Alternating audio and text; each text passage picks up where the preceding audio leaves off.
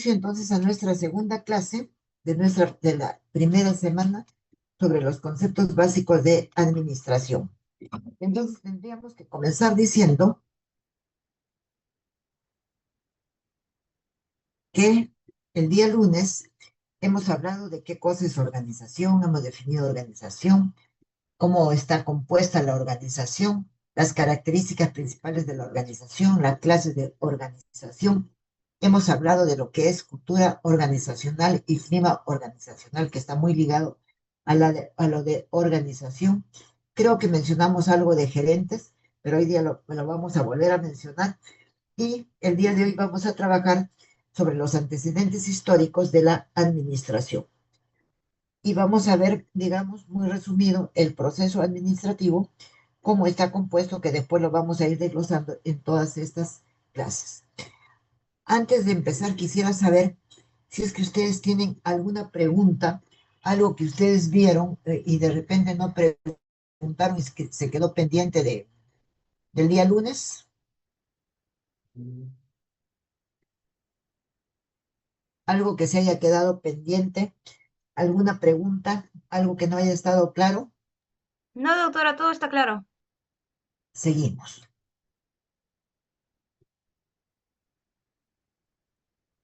Entonces vamos a hablar qué es el gerente, ¿no? Entonces decíamos, las organizaciones ya hemos visto el día lunes que está constituido por las personas y que son las personas, o sea, el recurso intelectual, el recurso humano es lo más importante dentro de las organizaciones.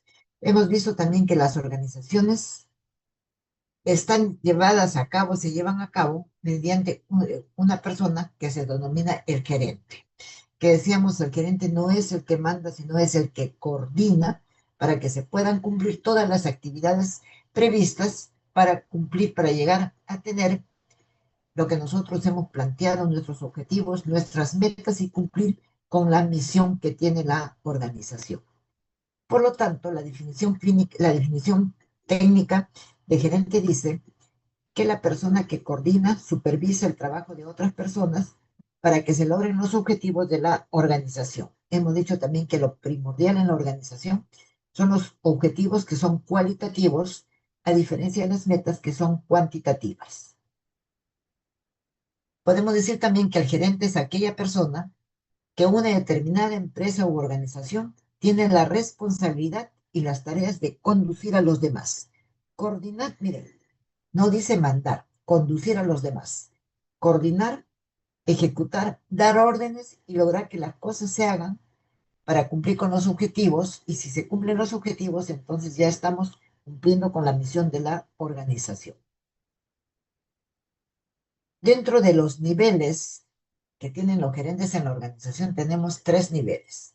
Primeramente, gerentes de alto nivel. No podemos estar refiriendo al gerente del hospital, al gerente general, al gerente médico, al gerente administrativo. Gerentes de nivel medio, podríamos referirnos al gerente del, del departamento, y gerentes de la primera línea, ya nos referimos al gerente del servicio de salud, ¿no? Y el personal operativo está constituido por los médicos asistentes, por los residentes, por los internos. Por eso decimos que los gerentes de primera línea son los gerentes del nivel inferior de la organización, que dirigen y supervisan el trabajo de los demás. Entonces, ¿quién estaría acá? Acá estaría el médico de servicio, ¿no? Los gerentes de nivel medio dirigen el trabajo de los gerentes de la primera línea. Podríamos hablar del jefe del servicio. Y los gerentes de alto nivel ya son los responsables de tomar decisiones, así como determinar los planes y metas de la organización. Entonces, acá ya estamos hablando del gerente general del hospital, del gerente médico, del gerente administrativo. Los gerentes dicen que tienen habilidades y las habilidades están distribuidas en tres formas: habilidad conceptual, habilidad técnica, habilidad humanística. Y entonces definitivamente cada uno de estos niveles, o sea, de estos gerentes que están agrupados en niveles de primera línea, de nivel medio y de alto nivel, van a tener algún tipo de habilidad. Lo común es que tengan las tres habilidades, pero se van a diferenciar porque van a tener una de estas habilidades. Y entonces, dentro de estas habilidades, por ejemplo, tenemos el gerente de alto nivel va a tener una habilidad conceptual, el gerente de nivel medio, una habilidad humanística, y el gerente que ya está pegado a la clase operativa, su habilidad va a ser una habilidad de tipo técnica. No sé si se entiende esto o es que no está claro. ¿Se entiende? Doctora, ¿podría volver a repetir, por favor? Ya. Decíamos que las habilidades que tienen los gerentes son de tres tipos: conceptual, técnica y humanística. Dependiendo del nivel del gerente, es que va a tener mayor desarrollo de estas habilidades. Entonces, digamos, de la primera línea, los que están cerca, digamos, al plano operativo, que supervisan, dice, el trabajo de personal, tendrán que tener la habilidad técnica. Si nosotros hablamos del nivel medio, entonces, ¿qué habilidad van a tener los del nivel medio? Van a tener mayor desarrollada la habilidad humanística. Y si es que nosotros ya hablamos de los gerentes de alto nivel, que son los que tienen, como dice ahí bien claro, que toman las decisiones, tendrán más desarrollada la habilidad conceptual. No sé si quedó claro de esa manera. Sí, doctora, gracias. Dentro de las habilidades gerenciales que nosotros tenemos que conocer y que tenemos, digamos, que saber qué habilidades debe tener ese gerente. Primeramente, delegar eficazmente. Pero eso de delegar eficazmente no significa, bueno, yo te voy a delegar que tú vas a ver, por ejemplo, que vas a hacer auditoría de historia clínica para saber si están bien hechas.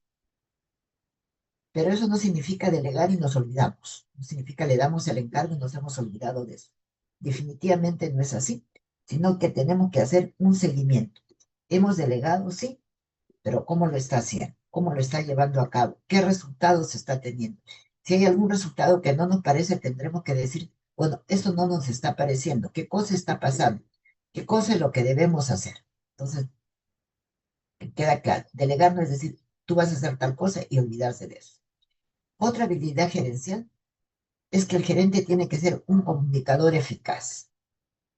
Creo que también dijimos en la clase anterior que la comunicación puede ser una comunicación oral o verbal, puede ser escrita, que yo les mencioné que muchas veces es lo más difícil porque, ¿y cómo escribo? ¿Cómo hago una solicitud? ¿Cómo hago un oficio? ¿Cómo hago un documento? ¿Cuándo hago un oficio? ¿Cuándo hago una solicitud? ¿A quién me dirijo? Entonces, es más difícil. ¿Qué otra habilidad se considera que deben tener los gerentes? Tienen que razonar críticamente, tienen que pensar críticamente. Para poder razonar también críticamente y poder, digamos, enseñar, poder trabajar con eso, tanto con el personal del hospital como con el personal que es de fuera del hospital. Por ejemplo, ¿quiénes son de fuera del hospital? Vamos a decir los alumnos. Los alumnos de las diferentes escuelas de salud.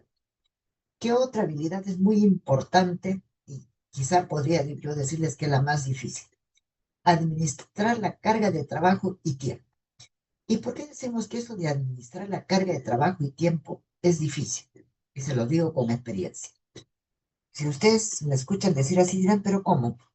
Si ya se sabe lo que se tiene que hacer y se tiene horas, entonces tengo que dividir mis horas, ¿no? Para decir, esto voy a hacer en una hora o en media hora, esto voy a hacer después, esto voy a hacer al último o esto lo puedo dejar. Pero les quiero decir, les quiero contar que esa dificultad para administrar la carga de trabajo y tiempo deriva en que uno puede llegar, uno puede preparar, vamos a decir, el fin de semana puede preparar, ya sabe qué cosas tiene pendientes o qué cosa es lo que puede llegar, y llega el día lunes prácticamente, no sé si con una agenda escrita o ya una agenda premeditada de qué cosa uno va a hacer. Pero llega y encuentra que sucedió un problema en el servicio. No sé, falleció un paciente porque la enfermera se equivocó y le administró, digamos, un inyectable que no era para ese paciente, sino que era para otro paciente. Grave, grave, grave problema. ¿Qué pasó? Cambió todo lo que ese jefe de servicio traía en mente trabajar ese día. Y como experiencia le puedo decir que en una oportunidad llegó un jefe de servicio y qué cosa fue lo que encontró. Un jefe de servicio de emergencia. ¿Y qué fue lo que encontró? Que en recuperación de emergencia estaban que prácticamente trataban de resucitarse, no sé si se puede decir así, si cabe la palabra, a un paciente, el paciente en el suelo, todo un laberinto. ¿Qué cosa es lo que había pasado? Aparentemente habían visto en el turno de la noche o habían pensado que el paciente había fallecido. Lo llevaron a patología, lo pusieron en la cámara y ahí quedó. Y justamente cerca de las 8 de la mañana, pues el paciente, digamos, que pensaba que ya era un cadáver, se comenzó a mover, el paciente no había fallecido, era un paciente que no había fallecido. Y eso es lo que encontró ese jefe de emergencia en ese momento. Entonces, todo tuvo que cambiar, ¿no? Ya él no podía seguir con lo que había pensado, completamente se tuvo que cambiar. Por eso les decía yo, eso de administrar la carga del trabajo y tiempo varía. ¿Qué otra habilidad gerencial consideramos? Identificar claramente los roles de los empleados. Esto también ustedes podrán decir, pero esto es fácil. Sí, es fácil, porque hay un manual de normas y procedimientos donde se sabe qué funciones tiene cada uno de ellos. Otra habilidad, crear un clima de apertura y confianza. Entonces, algo de eso también hemos comentado la clase pasada. Ese clima de apertura y confianza que tiene que haber es con el jefe de servicio y las personas que trabajan con él. Y entre las personas que trabajan. Porque definitivamente, si no hay un clima de apertura, es difícil que un médico de servicio, que un médico asistente pueda decirle al jefe de servicio de repente, no sé, yo me equivoqué en este diagnóstico. Entonces, no hay, no hay confianza para poder hablar. Y lo otro es establecer retos. Entonces, ¿qué ejemplo podríamos poner en esto de establecer retos? Estamos viendo que tenemos muchas complicaciones en los pacientes. Entonces, ¿qué vamos a hacer? Vamos a hacer primeramente una auditoría de historias clínicas para ver si esas historias clínicas están bien elaboradas o no. ¿Por qué nos interesa que la historia clínica esté bien elaborada? Porque eso nos sirve para ver, digamos, si la historia está mal elaborada, definitivamente no van a poder llegar a un diagnóstico certero. ¿Sí? ¿Qué otras habilidades consideramos en el gerente eficaz? Establecer metas, resolver problemas, administrar el tiempo, ya hemos comentado, saber comunicarse. Y acá nuevamente está en forma verbal y en forma escrita. Quizás nos entienden en forma verbal o nos podemos hacer entender, pero a la hora de escribir un documento, entonces a veces escribimos un documento que a dónde va, a la instancia que vaya el documento, la persona lee y lee ese documento y no lo entiende porque dice un montón de cosas y no sabe en sí cuál es lo que realmente tiene la importancia o se le debe dar la importancia que tiene. Otras de las habilidades de un gerente eficaz son las habilidades interpersonales, o sea, con las demás personas. Hasta lo que hemos mencionado antes, estaríamos hablando de las habilidades personales, de lo que tiene que tener ese gerente, establecer metas, resolver problemas, administrar el tiempo, saberse comunicar, delegar eficazmente, ser un comunicador eficaz, razonar críticamente, administrar su carga de trabajo y tiempo, crear un clima de apertura, establecer retos.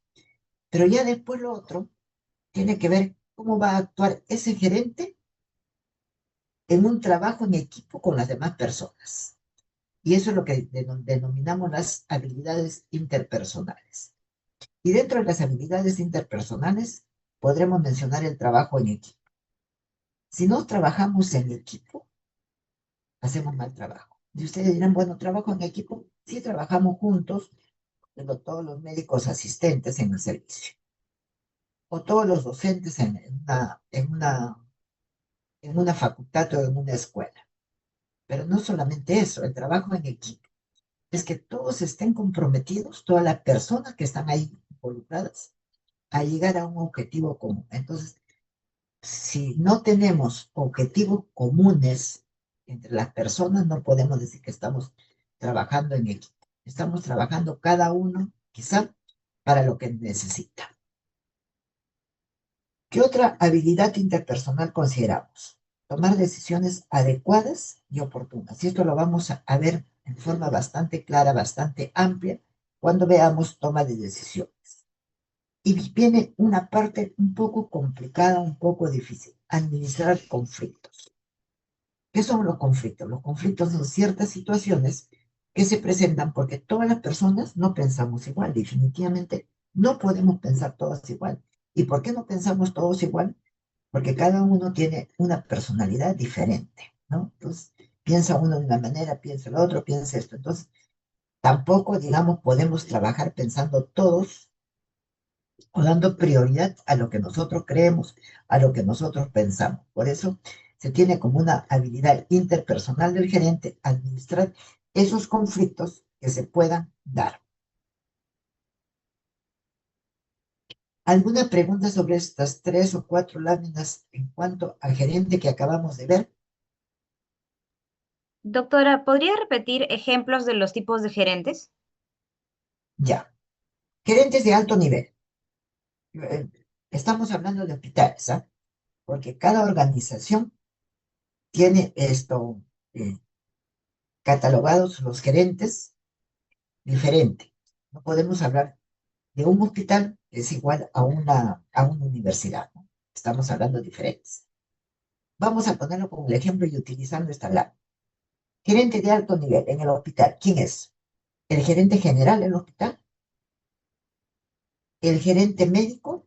Y el gerente administrativo. Gerentes de nivel medio, los jefes de los departamentos, jefe de departamento de medicina, de cirugía, de pediatría, de ginecobstetricia.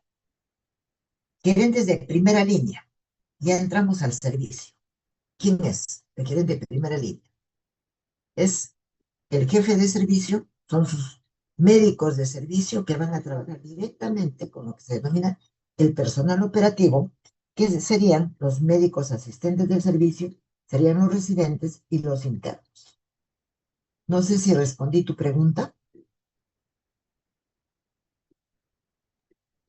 Doctora, los de alto nivel nomás, ¿podría repetir? Justo el audio me falló en ese momento. Ya, estábamos trabajando en el hospital. Gerentes de alto nivel, gerente general del hospital, el gerente médico y el gerente administrativo.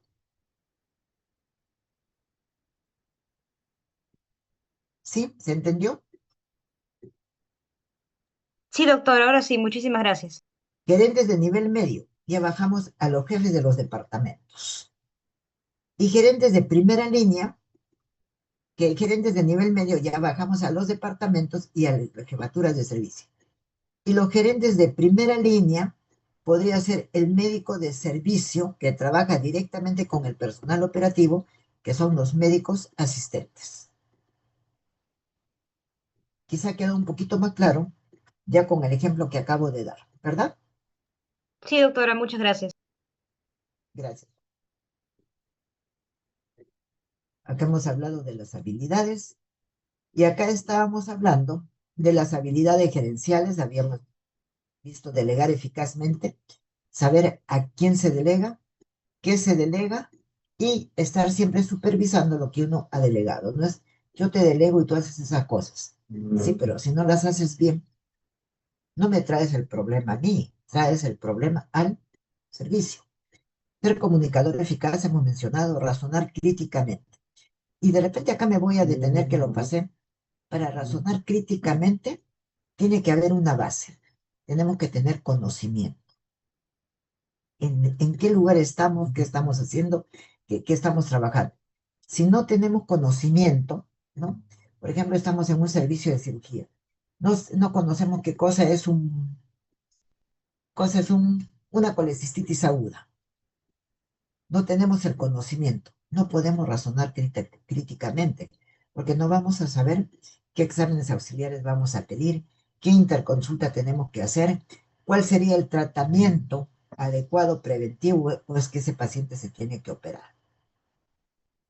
Después hemos dicho administrar la carga de trabajo y tiempo que sí hemos definido, y identificar claramente los roles de los empleados. ¿Cuáles son los roles del empleado? ¿Cuáles son las funciones del médico? ¿Cuáles son las funciones de la enfermera? ¿Cuáles son las funciones del auxiliar? ¿Cuáles son las funciones del nutricionista? Y bueno, ya que toco un nutricionista, también tendríamos que decir que creo que todavía no se da, en la clínica a veces sí se da, que en la visita también debería acompañar a los médicos un nutricionista, porque no es igual decirle, dale una dieta hiposódica, porque es un paciente que tiene la presión alta. Sí, pero ese paciente que tiene la presión alta puede tener otras cosas más. Puede ser un diabético, o puede tener algo más. ¿O por qué está con su presión alta? Entonces, no es decir, dale una dieta así. Entonces, por eso, lo que les digo, que sería fundamental que en la visita pudiera acompañar el nutricionista. Lo del clima de apertura y confianza ya hemos dicho, ¿para qué? Para que uno pueda preguntar, porque si me da miedo, el jefe de servicio me da miedo cómo me mira, qué cosa es lo que hago, no me pregunta nada, se molesta, entonces, ¿cómo puedo preguntar? Entonces, el jefe de servicio tiene que brindar esa apertura, esa confianza, para poder tener preguntas, poder responder y de esa manera poder enseñar. Entonces, es la enseñanza en servicio, ¿no? Es lo que tienen que aprender. Y eso yo creo que ustedes ya lo han visto, no creo que esas cosas hayan desaparecido. Eso se ve bien cuando se pasa la visita y cuando dicen, por ejemplo, bueno, vamos a ver este paciente que tiene una colecistitis crónica, pero que ya fue operado y entonces, ¿qué pasó? Se quedó alguna piedrita, ha quedado, hay algo de litiasis, qué cosa ha habido o ha habido un problema en esto. Entonces, la discusión de los casos y establecer retos, entonces, un reto, ¿qué cosa sería? Que disminuyan las complicaciones y los malos diagnósticos en los pacientes del servicio. ¿Sí? Eh, Después hemos mencionado que dentro de también las habilidades del gerente eficaz está que tiene que establecer metas. Si no tiene metas, si no sabe hacia dónde va a llevar su servicio, qué cosa es lo que quiere para este nuevo año que empieza, ¿no? Si ha visto, tengo tantas complicaciones, ¿por qué? Porque están mal hechas las historias, entonces, ¿qué tengo que hacer? Tengo que hacer seguidamente y al azar auditoría de las historias clínicas, tengo que revisar las historias porque lo contrario, esto va a seguir, ¿no? Resolver problemas, administrar el tiempo, saber comunicarse y hemos hablado de las habilidades interpersonales que las vamos a ir viendo en cada una de las clases que vayamos desarrollando. Por ejemplo, trabajo en equipo, toma de decisiones adecuadas, lo veremos cuando hablamos de decisiones, conflictos también lo volveremos a tratar, pero ya de una manera más amplia. Decimos que hay una eficacia gerencial. Entonces, para que exista una eficacia gerencial, ¿qué cosa tiene que haber? Tiene que haber, primeramente, lo fundamental, la competencia para la comunicación. Y si nos comunicamos, quiere decir que estamos coordinando. Si estamos, digamos, frente a eso, tenemos que tener una competencia para el trabajo en equipo, lo que decíamos. Pensamos todos y tenemos un objetivo común. Tiene que haber una competencia para la globalización, hacia dónde queremos ir, y todos tenemos que ir hacia ese rumbo. Tiene que haber importante la competencia del manejo de personal. Entonces, ¿cómo voy a tratar al personal?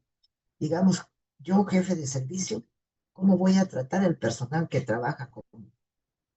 Tiene que haber una competencia para la acción estratégica y finalmente, si se tiene todo esto, entonces podríamos hablar que tenemos competencia para la administración, para la gerencia para la gestión, porque si no hay estas competencias, estos tipos de competencias, entonces definitivamente no habrá competencia para la administración.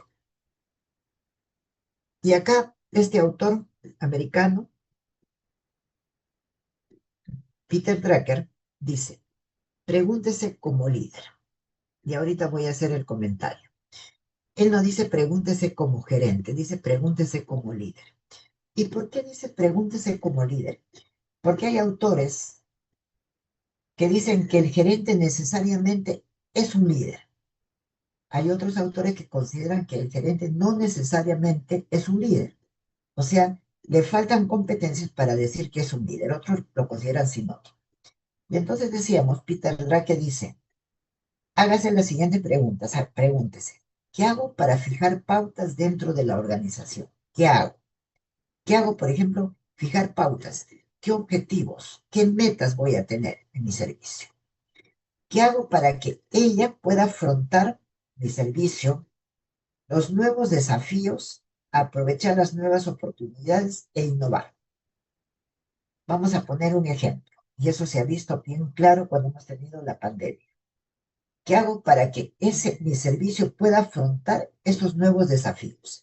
Entonces, no se sabía qué cosa es lo que se tenía que hacer, si se daba de alta a los pacientes, si se anulaban algunos servicios. Entonces, no se mostraba, digamos, una eficacia, una eficiencia en los gerentes.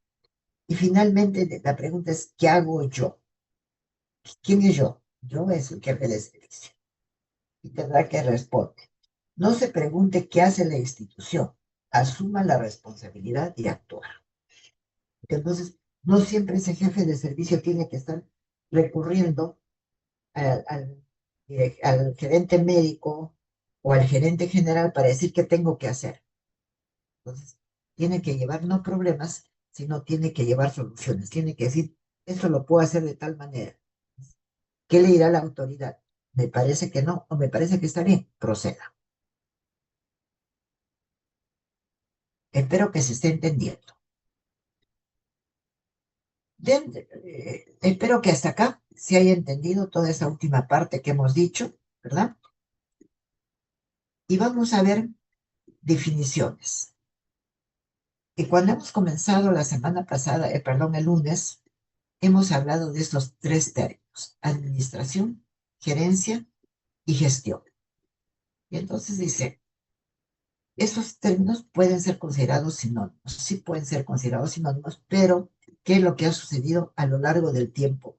En todo un ciclo, porque, perdón, en todo un siglo, que yo les decía que vamos a ver ahorita, si es que tenemos la parte de historia de la administración, cómo se ha ido desarrollando. Entonces, el primer término, administración. Ahora, difícilmente escuchan término de administración. No escuchan, por ejemplo, el administrador del hospital o el administrador del servicio. Ya se habla de gerencia. Ya no, y entonces dicen el gerente. Ya no solamente se habla de gerencia, ya lo último es hablar de gestión. Pero se van a dar cuenta, estos tres términos, pese a que se les puede considerar sinónimos, tienen algo que los podrá diferenciar o que podrá completar la forma que se hace. Administración. ¿Cuál es la definición de administración? Dice, es el proceso de planificar, organizar, dirigir y controlar las actividades de los miembros de la organización y el empleo de los recursos con el propósito de alcanzar las metas establecidas por la empresa. Planificar, organizar, dirigir y controlar. Administrar. También se dice que es el proceso de planificar, organizar, dirigir y controlar mediante el uso eficiente de los recursos disponibles, o sea, usar lo que nosotros tenemos con finalidad de alcanzar los objetivos y metas de la organización. Muy similar. Gerencia es un proceso social que lleva la responsabilidad de planear, regular, ejecutar las operaciones de una empresa para lograr sus objetivos. Sí, es la responsabilidad de planear, regular, ejecutar para que lleve a cabo sus objetivos. Pero también ya en gerencia agregamos algo más. Es la ciencia que enseña la forma más eficiente de conducir sus objetivos, de conducir a objetivos previamente fijados. Entonces, nos estamos dando cuenta que ya no solamente planificar, organizar, dirigir y controlar, sino que ya pensamos en los objetivos y tenemos que trabajar de forma eficiente. Por lo tanto, la definición completa de gerencia sería: es la ciencia, el proceso de planear, regular, ejecutar operaciones en la empresa para lograr un propósito dado, que enseña la forma más eficiente de conducir las organizaciones, que también sinónimo de organización en empresa, esa empresa tiene hacia metas previamente fijadas. Entonces ya no solamente es esto, ¿cómo se llama? Planificar, organizar, dirigir y controlar, sino ya es conducir de manera eficiente para lograr nuestros objetivos. Y gestión, que es el último término, dice, proviene del latín gestio y se refiere a la acción y al efecto de gestionar y de administrar. Con la gestión se logra realizar actividades en forma eficiente para el logro de los objetivos de la organización, de la empresa o el negocio. Y acá aprovecho la última línea para decirles que sinónimo de organización está también empresa y está negocio.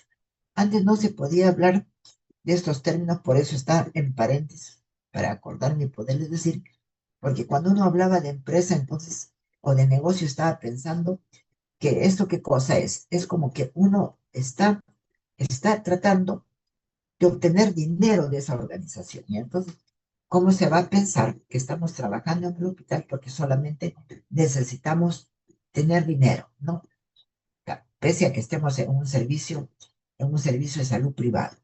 Entonces, por eso está entre paréntesis, lo puse yo para no olvidarme de ese dato. La gestión también dice, es la disciplina de organizar, administrar los recursos, de tal forma que se puedan cumplir con los objetivos en el tiempo, con costos definidos y con los recursos necesarios.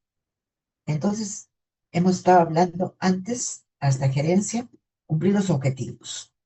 Pero ya acá en la gestión, ya no solamente cumplir los objetivos, sino con costos definidos. Tenemos que saber cuántos nos cuesta la atención de un paciente en el servicio de qué, en el servicio de pediatría. ¿Y para qué necesitamos saber esto? Porque nosotros tenemos que saber, porque nosotros necesitamos recursos.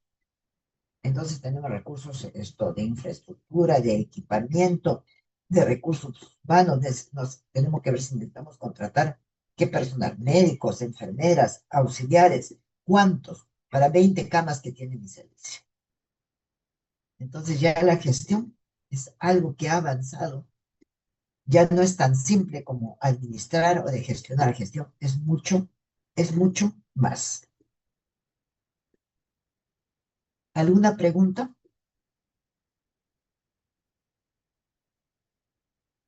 ¿Alguna pregunta? Todo claro, doctora, gracias. Proceso administrativo o administración o gerencia.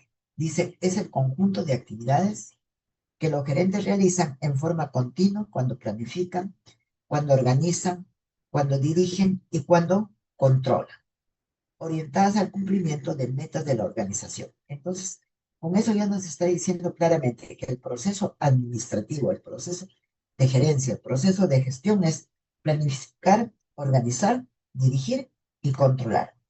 Y la clase pasada habíamos mencionado también que antes estaba inmersa otra actividad que era la coordinación, pero después todos se dieron cuenta que no, que esto, ¿cómo se llama?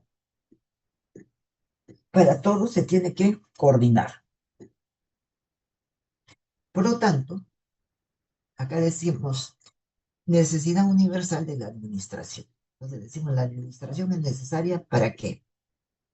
para organizaciones de cualquier tamaño, sean pequeñas o grandes, sea un servicio que tenga 20 camas y que tenga dos consultorios externos, o sea un servicio que tenga 50 camas y que tenga tres consultorios. Para todo tipo de organizaciones. Y también el lunes hemos mencionado que las organizaciones pueden ser de dos tipos, lucrativas y no lucrativas, o sea, con fines de lucro o sin fines de lucro, para todos los niveles de la organización, sean niveles inferiores o sean niveles superiores. Niveles inferiores podrían ser los servicios, niveles superiores serían los departamentos. Y para todas las áreas de la organización. Entonces, no podemos, digamos, trabajar en las organizaciones, sean pequeñas, sean grandes, sean privadas o sean públicas, si no trabajamos teniendo en cuenta la administración, la gerencia y la gestión, ya con las diferencias que hemos mencionado. ¿Alguna pregunta? ¿Alguna pregunta hasta ahí? Todo claro, doctora. Ya. Entonces entonces, vemos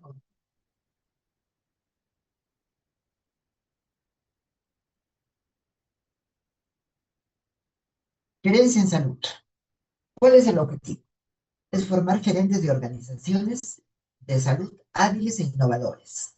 Hábiles que trabajen rápidamente. Vino la pandemia, Dios no permita que haya, digamos, otra pandemia por X motivo. Entonces, ¿qué cosas se tienen que hacer? Innovadores. ¿Cómo vamos a ir cambiando? Mediante el desarrollo de conocimiento, la adopción de actitudes proactivas y flexibles, la adquisición de habilidades necesarias para el manejo de enfoques con instrumentos de gestión. ¿Por qué estudiar gerencia? Y dice, en realidad, la mayoría de ustedes como alumnos que ya están por terminar, dice, cuando se gradúen de la universidad y comiencen su carrera, van a administrar o ser administrados. Y entonces, esa es la importancia por qué se estudia gerencia. Porque de lo contrario, si es que no se estudiase gerencia, entonces, por ejemplo, si ustedes van a administrar, van a gerenciar, se dirán, tenemos que ver la situación de salud. ¿Y qué es eso? Tenemos que hacer un plan operativo para este año. O tenemos que revisar el anterior para ver qué cosa nos ha faltado, qué cosa se quedó. ¿Y qué es eso? Entonces, eso para el que va a dirigir. Pero dirán, bueno, yo no voy a dirigir, yo voy a tener un jefe, él tiene que saber. Pero si ustedes no saben, no van a entender lo que el jefe les está diciendo. Complementando lo que acabamos de decir, tenemos que decir lo siguiente. Para aquellos que planean ser gerentes, o sea, ya piensan en la especialidad, porque ya hay la especialidad de administración, gerencia, de gestión. Comprender la de administración es la base en que desarrollan sus habilidades gerenciales. Aquellos que no se visualizan como gerentes, o sea, dicen, bueno, yo he venido a estudiar medicina porque no es para gerenciar, yo quiero ser pediatra. Es probable que tengan que trabajar con los gerentes, y de hecho van a trabajar, y esto les va a servir para entender lo que les dice el otro. El gerente le puede decir, a ver, evalúa si el plan operativo de este año que estamos terminando, estamos en el mes de octubre, se ha cumplido o no se ha cumplido, porque vamos a elaborar nuestro plan operativo para el 2026. Entonces, ¿de qué me está hablando? Entonces, imaginen, tendría que preguntarle, ¿sabe qué, doctor? ¿De qué plan me está hablando? ¿Cómo es eso del plan? ¿Qué cosa tiene que hacer el plan? Entonces, no entienden lo que les están diciendo. Por eso es que es importante digamos, el estudio, el llevar esta asignatura en la carrera de salud. ¿Qué otra cosa? Dice, a todos nos conviene mejorar la forma de administrar las organizaciones de salud para lograr las metas de la organización con eficacia, o sea, eficacia, o sea, que se cumpla todo lo que se ha planificado y eficiencia, al menor costo posible. Finalmente, si se decide por la especialidad de administración, entonces ya no va a ser una especialidad médica, sino va a ser administración, va a ser gerente, descubrirá que se trata de una especialidad excitante, pero que implica muchos retos. Por ahí alguien podría decir, bueno, tú vas a administrar, tú no tienes problemas, nosotros, yo que voy a ser cardiólogo, sí, yo sí tengo problemas porque tengo que ver pacientes que pueden estar graves, pacientes que a dónde los derivo, que tengo que hacer esto, pero lo tuyo no, no es tanto así, porque ese que va a ser gerente tiene que tomar decisiones que hemos dicho que sean las decisiones que sean oportunas, que sean confiables, que sean las más apropiadas. Y les vuelvo a decir, no sé ya cuántas veces les he dicho, que todos estos casos se vio con lo de la pandemia. No se sabía, ese jefe de servicio, ese gerente del hospital, no sabía qué cosa tenía que hacer. Hasta acá, digamos, estos conceptos básicos, y decimos son los conceptos básicos para poder entender lo que puede continuar. Ya tenemos otro tema que lo hemos marcado, el proceso administrativo. ¿Qué es el proceso? Pero para definir el proceso administrativo, primeramente tenemos que saber qué es un proceso. Vamos a ver la definición. Dice, proceso es un conjunto de actividades organizadas y coordinadas que se realizan o suceden en forma alternativa o simultánea con un objetivo determinado. Son una serie de actividades que se realizan en forma alternativa o simultánea con un objetivo determinado. Por ejemplo, ¿qué cosa? ¿Qué actividades organizadas? Actividades organizadas en un servicio de cirugía donde entran los pacientes y tienen que ser intervenidos quirúrgicamente. En un servicio de ginecobstetricia, que se trata a la gestante, que se tiene que ver qué complicaciones tiene, digamos, en qué periodo de la gestación está para poder ver y poder acompañar mejor a esa paciente para que no se pueda complicar. Sí, que creo que con el ejemplo, esto estaría un poco más claro lo que estamos diciendo. También podemos decir que el proceso administrativo es el conjunto de decisiones y actividades que los gerentes realizan en forma continua cuando planifican, cuando organizan, dirigen, controlan, y que esas actividades están orientadas a cumplir las metas y los objetivos de la organización. Voy a volver a repetir, la meta es cuantitativa y el objetivo es cualitativo. El lunes vimos una lámina muy parecida a esto, pero que no tenía todo este desarrollo que ya estamos viendo acá, solamente tenía los títulos. Y entonces ahora sí vamos a poder entender un poco mejor. Input, entradas, entrada del proceso. Necesitamos recursos humanos, trabajadores, necesitamos también pacientes, necesitamos recursos físicos como infraestructura, instalaciones, equipamiento, presupuesto, necesitamos medicamentos. Podríamos poner también necesitamos vacunas. Entonces, esas son las entradas. Eso es el hospital. ¿Para qué va el paciente al hospital? Para su tratamiento. ¿Qué cosa más se hace? Se puede hacer prevención, su tratamiento, se hace docencia y se hace investigación. Y cuanto el hospital sea más complejo, entonces será más docencia, pero será mucha más investigación. Y el output o salida, después que hemos trabajado acá en el hospital y que hemos desarrollado diferentes acciones, tenemos como salida pacientes mejorados o no mejorados o pacientes fallecidos.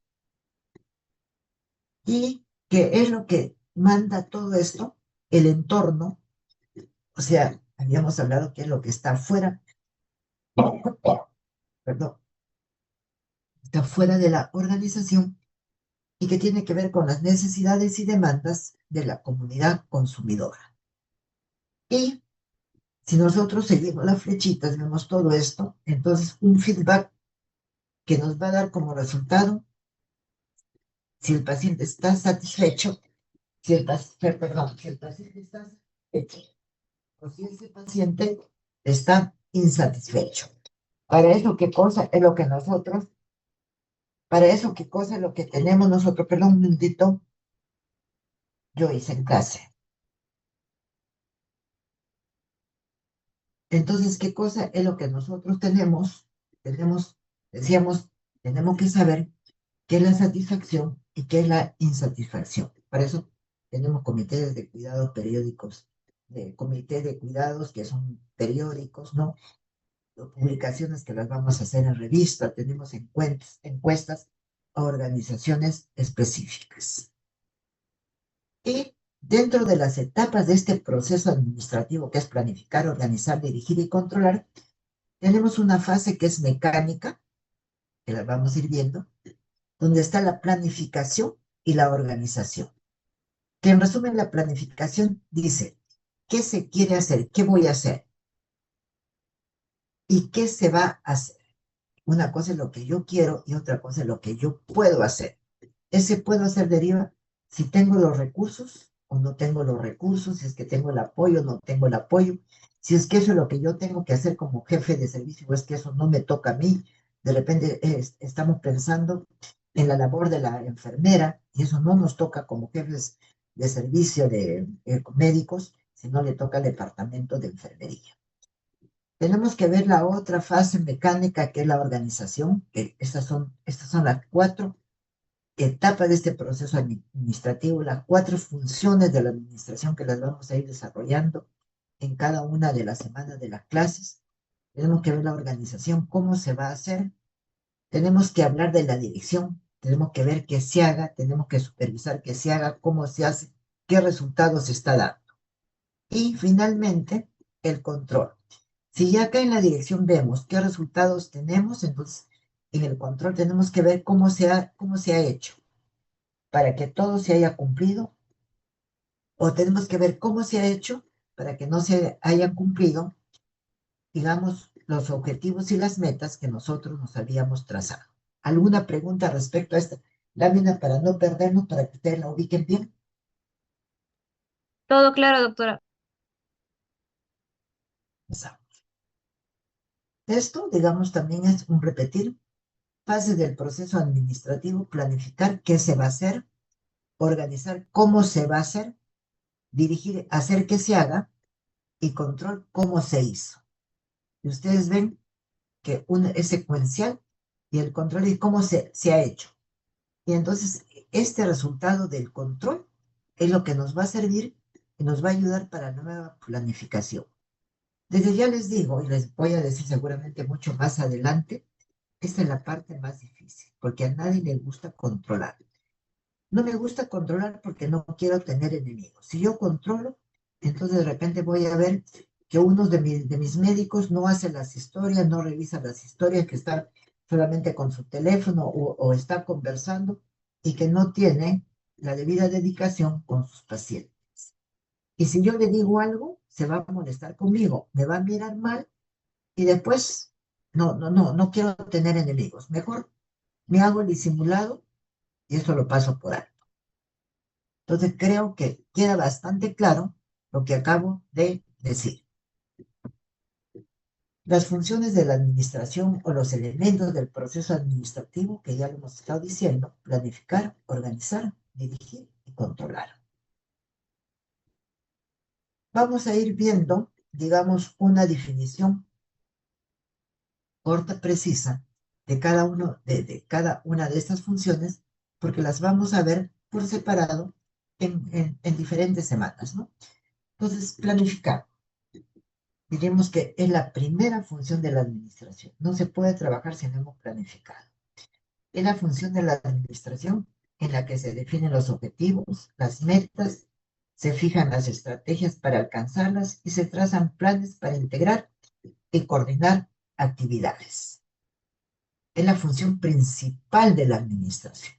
Si no planificamos, entonces no sabemos qué vamos a hacer, cómo lo vamos a hacer, con quién lo vamos a hacer, cuánto nos va a costar. Cuya finalidad de la planificación es un conjunto de acciones coherentes para alcanzar las metas, los objetivos de la organización.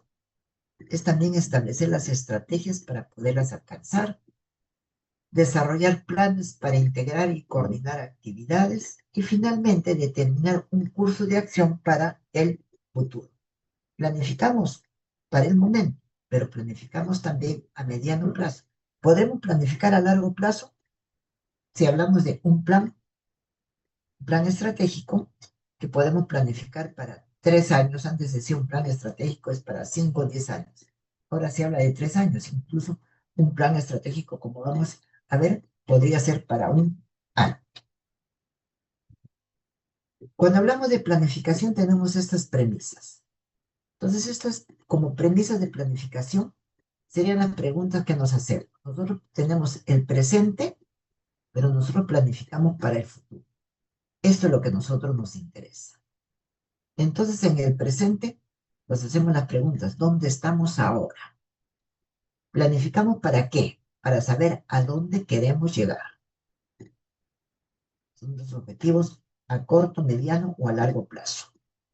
Tenemos que ver la situación actual de lo que estamos haciendo. Para eso tenemos los planes.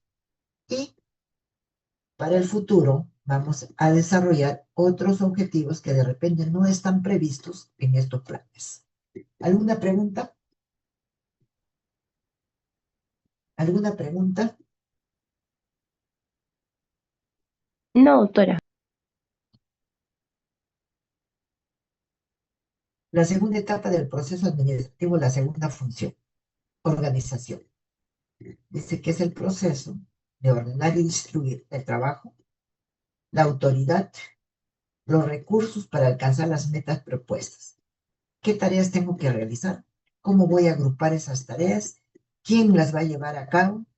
¿A quién se va a rendir cuentas? Y eso, ¿a quién se va a rendir cuentas? Es decir, ¿quién es mi jefe? ¿Quién me va a supervisar lo que estoy haciendo?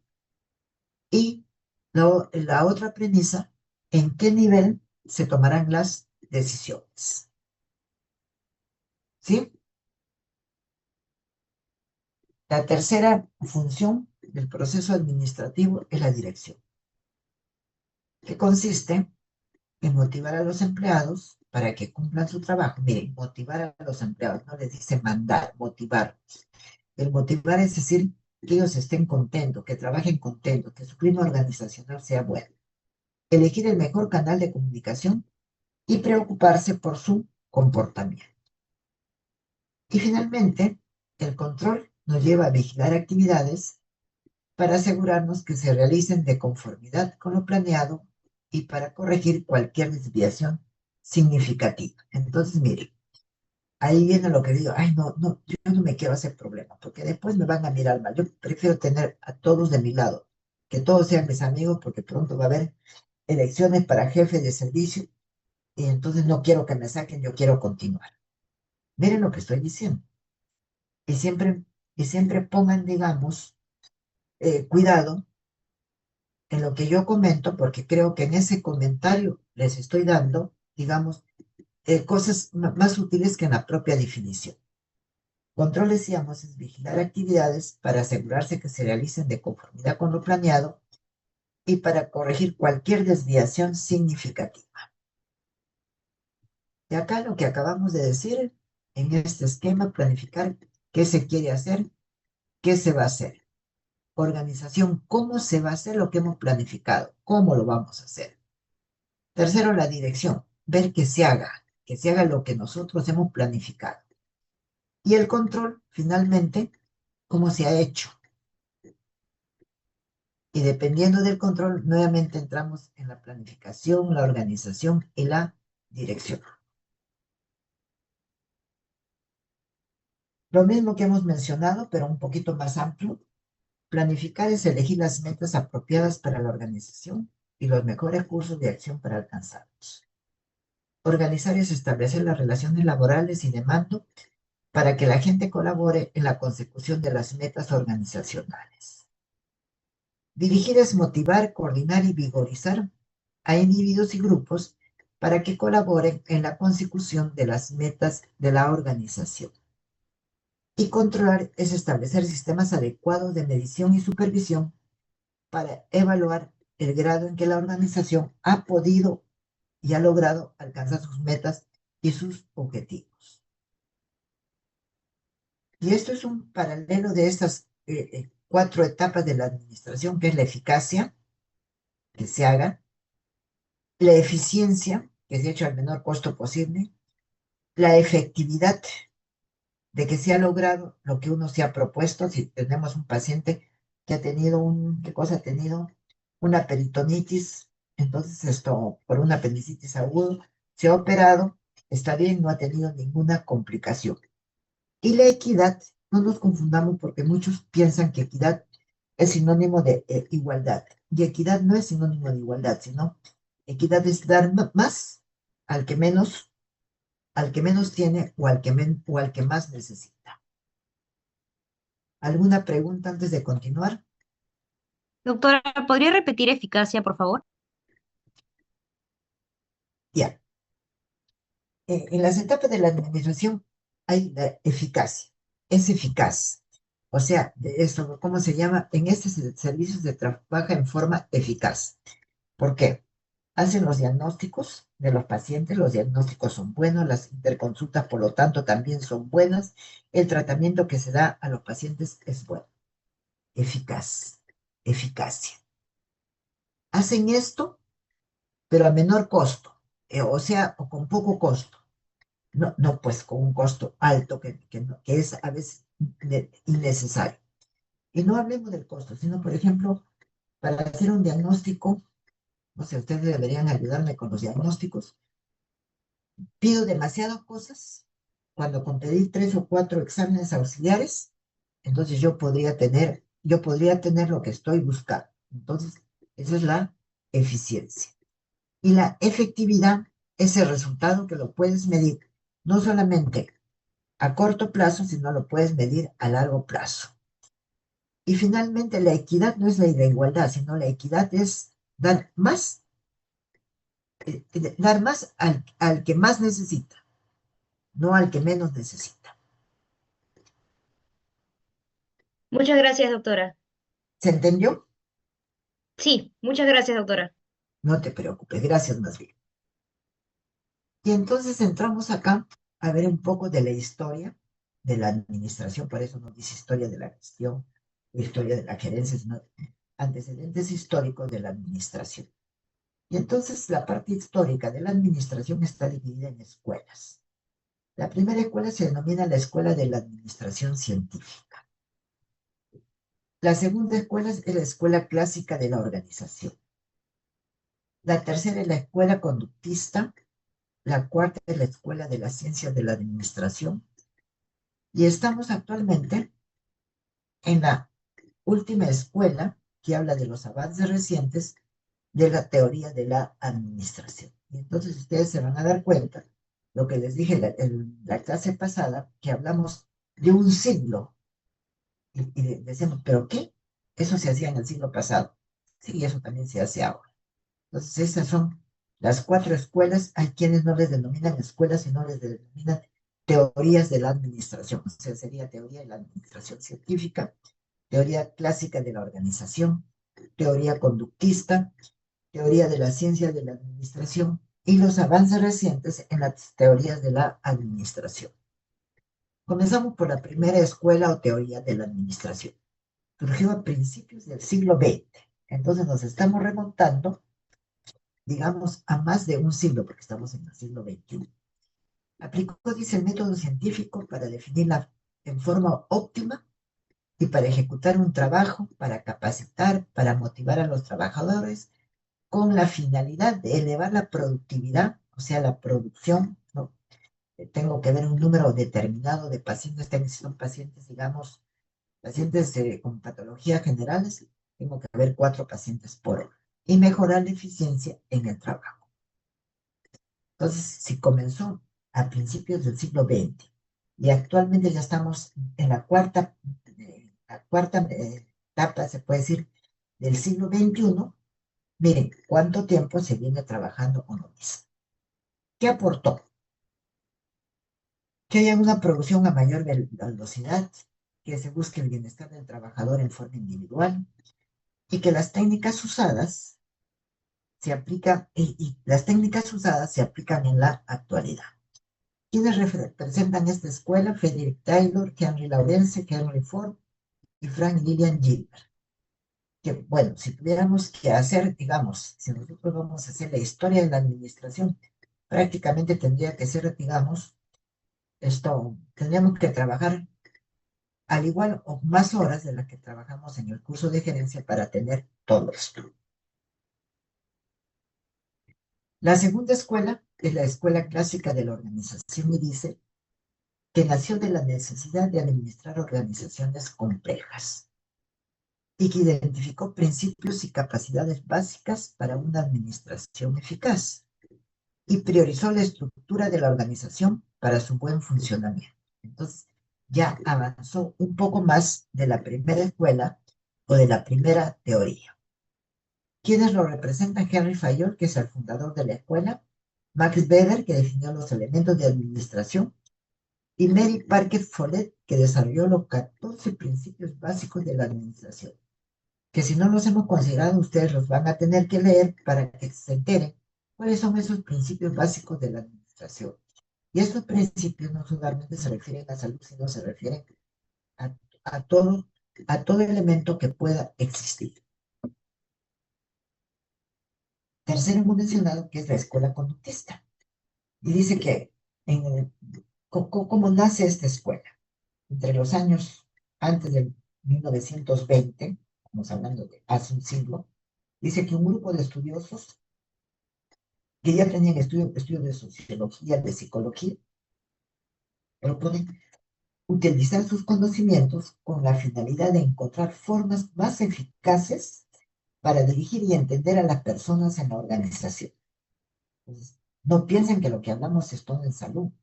Ya les he dicho yo que por eso es difícil tener textos sobre administración en salud porque la administración es igual para todo, ¿no?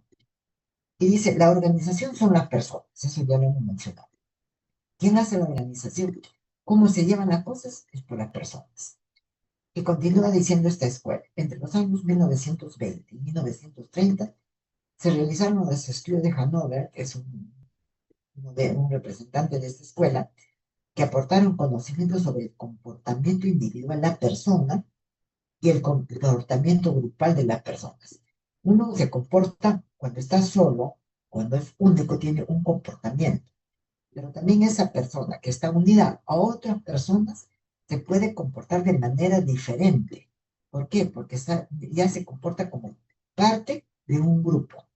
Y eso no debe ser, porque siempre debe mantener su comportamiento, porque si no, de lo contrario, eso nos hace perder el concepto y nos hace tomar malas decisiones. En esta escuela conductista hay la teoría de Maslow, Abraham Maslow y Douglas MacGregor, que determinaron que las personas buscan satisfacer sus necesidades de trabajo. Miren, estamos hablando de esta teoría es de 1908 a 1970, dice. Las necesidades que quieren satisfacer las personas se ubican en una pirámide. Y de esa pirámide es lo que en un momento vamos a hablar de motivación. Más abajo decimos, la teoría de la motivación explica el comportamiento de las personas en base a las necesidades que tienen. Primeramente, si trazamos otra pirámide, tendríamos hacia abajo. ¿Qué cosa es lo que mayor necesitan las personas? Sus necesidades fisiológicas. Comer, vestido, tener donde dormir. Después ya vienen las necesidades de seguridad. Para cumplir esas mis funciones fisiológicas, ¿qué necesito? Necesito tener un trabajo. Vamos avanzando en esa pirámide. Ya tengo el trabajo, pero en ese trabajo necesito ser bien tratado, necesito ser bien considerado. Afecto. Seguimos avanzando en la pirámide. Tenemos la autoestima. No es lo que los otros nos consideran, sino cómo nosotros, a través del tiempo, por ejemplo, ustedes ya tienen como 6 años de estudiantes, cómo ustedes están considerando en estos 6 años que está pasando. Y finalmente es la autorrealización. Terminaron su internado y se graduaron. Se han autorrealizado como personas que querían ser médicos, se han autorrealizado. ¿Por qué? Porque han logrado terminar su carrera.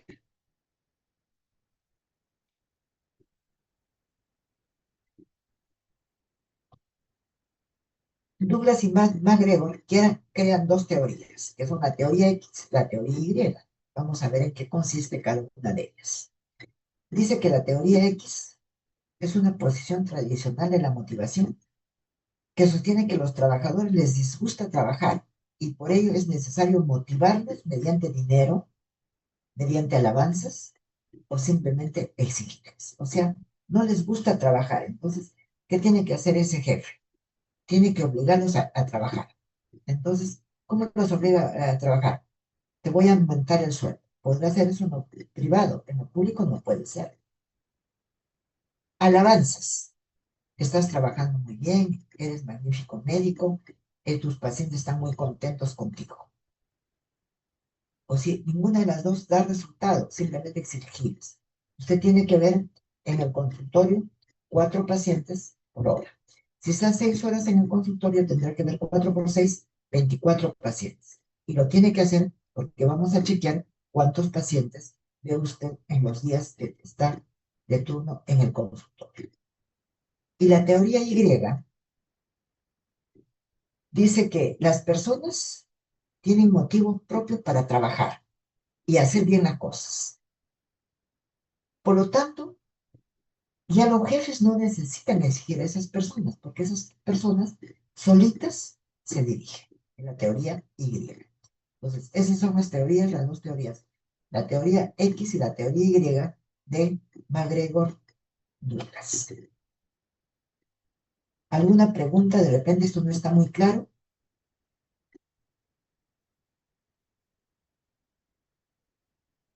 ¿Alguna pregunta? No, doctora, todo está claro. ¿Qué aportó esta escuela? Dio a conocer la importancia de la motivación en la administración. Entonces, esto, por ejemplo, una motivación es decir, qué bien que estás trabajando. Haces muy bien tus historias clínicas. Los pacientes están contentos contigo. Miren, 3 formas, 3 frases con las cuales se está motivando a un médico. Y no le están aumentando el sueldo. Son cosas así. ¿Qué otro aporte tiene esta escuela? Muestra las primeras experiencias sobre liderazgo y sobre comunicación interpersonal. Las primeras experiencias. E introduce la dinámica de grupo en las organizaciones. O sea, de esto, en una organización no puede trabajar una persona solita, trabaja con un grupo de personas. Y eso se denomina trabajo en equipo porque tiene un solo objetivo. ¿Qué otro aporte? Orienta a los gerentes a conocer el comportamiento de las personas en la organización. ¿Alguna pregunta de esta escuela?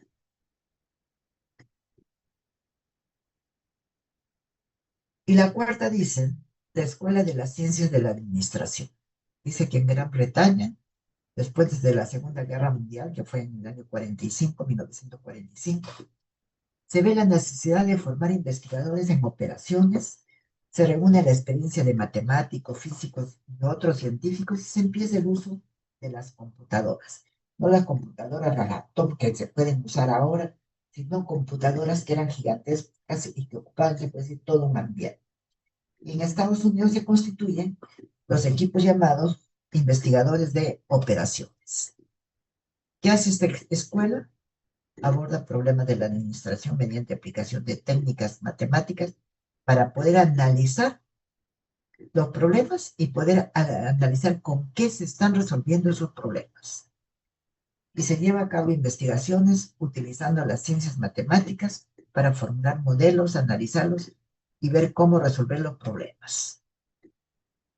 Y la quinta escuela o teoría es la de los avances recientes en la administración, con un enfoque de sistemas, que ya hemos mencionado qué cosa es un sistema de integración de elementos o grupos que van hacia un objetivo común. El enfoque de contingencias, ¿qué es una contingencia?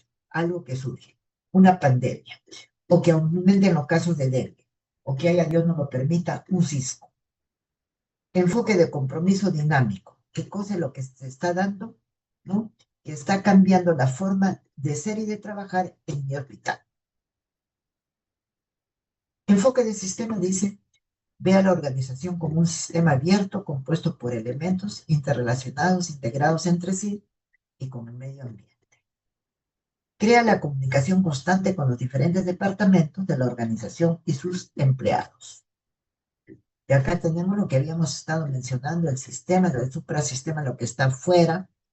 El sistema tiene un subsistema 1, un subsistema 2, un subsistema 3. O sea, los subsistemas son los elementos o las partes que están dentro del sistema. El enfoque de contingencias dice plantea la estructura de la organización y cómo administrarla en circunstancias distintas a las normales que son contingencias. Un sismo, una epidemia, una guerra, diferentes cambios demográficos que pudieran existir, cambios políticos. Tenemos el enfoque de compromiso dinámico, que expresa claramente el enfoque que usan en la actualidad los gerentes exitosos, basado en las relaciones humanas y el saber adaptarse rápidamente a las condiciones cambiantes en el tiempo y de acuerdo a las circunstancias. En este enfoque de compromiso dinámico tenemos que considerar nuevos entornos organizacionales, como se pueden organizar actualmente los hospitales, la ética y la responsabilidad social, y ese tema que a ver si ustedes se encuentran, de repente lo presentan en un seminario, hablar de ética en la administración, que sería sumamente importante. Tenemos la globalización y la administración, cómo inventar y reinventar organizaciones, hablamos de culturas y pluriculturalismo, y hablamos finalmente de lo que es la administración de la calidad total. La calidad es prácticamente satisfacer lo que el cliente quiere. Eso en sí es calidad. Dice, los gerentes no solo prestan atención a sus problemas, se interesan por los problemas de los otros gerentes y de otras organizaciones. Y estos interactúan con otros gerentes para crear conjuntamente las condiciones que prosperarán o lucharán en sus organizaciones. ¿Y qué decimos de la ética y la responsabilidad social? Dice, presta gran atención a los valores de las personas en las organizaciones y cómo estos valores, que cuando nosotros hemos iniciado el curso, la primera lámina que yo les he puesto, los valores que están considerados en la Universidad Ricardo Prat, y por ende que les dije que también esos valores los tiene la facultad, y cómo los valores influyen en la cultura de la organización. Ya hemos mencionado también la clase pasada, hemos definido qué cosa es cultura. En la globalización y en la administración tenemos que decir que hay mundos sin fronteras. Podemos estar acá en el Perú y yo puedo estar dictando una clase para alumnos ¿de dónde? De Chile. En todo el mundo, los gerentes de las organizaciones se enfrentan a las oportunidades y desafíos que implica operar en un mercado mundial. Se necesita para esto una actitud flexible, abierta, proactiva para desarrollar capacidades necesarias para participar en una economía globalizada. Entonces, por ejemplo, uno que participa en una economía globalizada no va a decir, mi país es muy importante porque mi país se hace todas estas cosas. Tenemos que decir, en mi país, en el Perú, hacemos esto, pero también hemos notado que en la República de Brasil trabajan con este mismo sistema y que tienen muy buenos resultados. Entonces se dan cuenta, están valorando no solamente lo propio de nosotros, sino están valorando de los demás. Y de esa manera se está viendo qué cosa es mejor, qué podemos hacer un benchmarking, o sea, qué podemos copiar de otros. Después tenemos cómo inventar y reinventar organizaciones. Esto busca la manera de destacar el potencial creativo de los empleados y del gerente. Pide a los gerentes considerar las estructuras normales de la organización y habla de la reingeniería de los procesos. ¿Y qué es una reingeniería? Es cambiar un proceso, anular ese proceso y hacerlo de otra manera.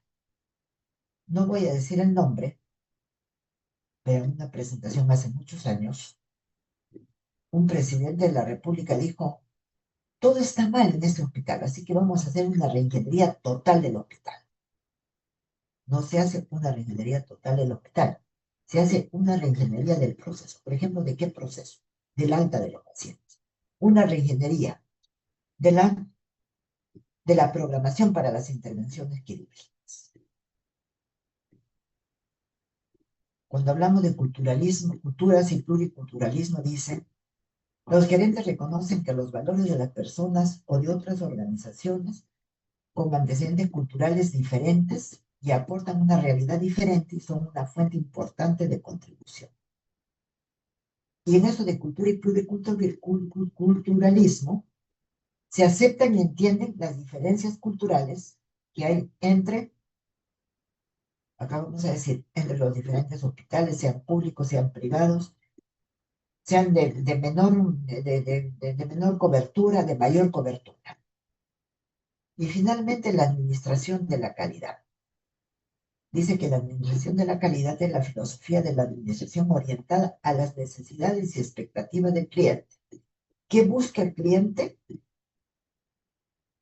Y la expectativa es, si yo busco esto, ¿qué espero encontrar? Y eso hace, digamos, que se mejoren los procesos buscando la excelencia. ¿Por qué? La calidad nunca termina. Estamos trabajando muy bien, estamos trabajando con calidad, pero tenemos que estar explorando siempre y vamos a ver que tenemos algún problema que todavía no lo hemos solucionado y que tenemos que resolver. ¿Alguna pregunta?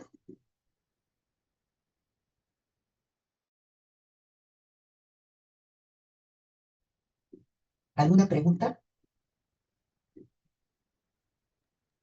No, doctora, todo claro.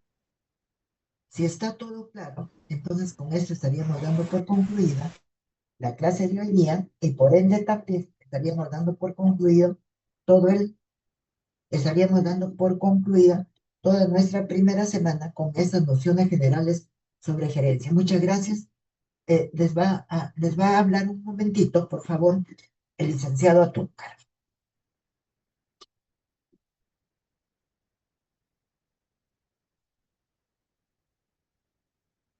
Buenas tardes, jóvenes. Como se les ha indicado en el chat, por favor, tienen que estar atentos a su asistencia, ¿ya? Mientras ustedes están en la clase, se está haciendo el registro de la asistencia.